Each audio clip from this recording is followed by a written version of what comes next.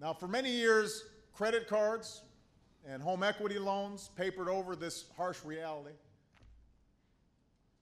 But in 2008, the house of cards collapsed. And we all know the story by now. Mortgages sold to people who couldn't afford them, or even sometimes understand them. Banks and investors allowed to keep packaging the risk and selling it off. Huge bets and huge bonuses made with other people's money on the line. Regulators who were supposed to warn us about the dangers of all this, but looked the other way, or didn't have the authority to look at all. It was wrong. It combined the breathtaking greed of a few with irresponsibility all across the system. And it plunged our economy and the world into a crisis from which we're still fighting to recover. It claimed the jobs and the homes and the basic security of millions of people, innocent, hardworking Americans who had met their responsibilities, but were still left holding the bag. And ever since, there's been a raging debate over the best way to restore growth and prosperity, restore balance, restore fairness. Throughout the country, it's sparked protests and political movements, from the Tea Party to the people who've been occupying the streets of New York and other cities.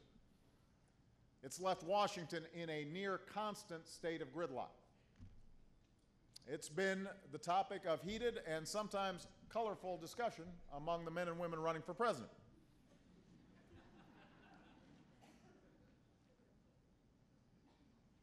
But Osawatomie, this is not just another political debate. This is the defining issue of our time. This is a make or break moment for the middle class and for all those who are fighting to get into the middle class. Because what's at stake is whether this will be a country where working people can earn enough to raise a family, build a modest savings, own a home, secure their retirement.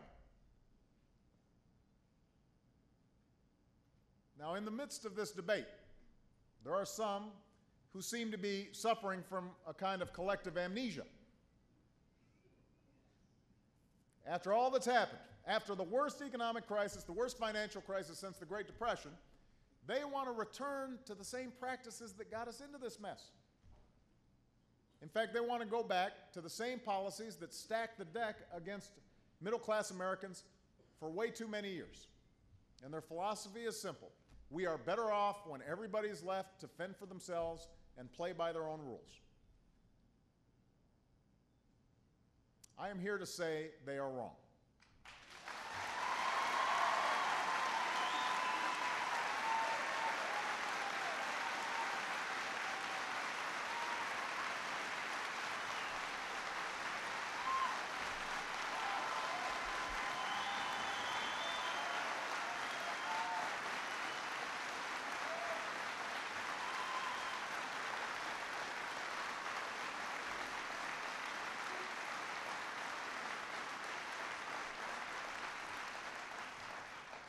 I'm here in Kansas to reaffirm my deep conviction that we're greater together than we are on our own. I believe that this country succeeds when everyone gets a fair shot, when everyone does their fair share, when everyone plays by the same rules.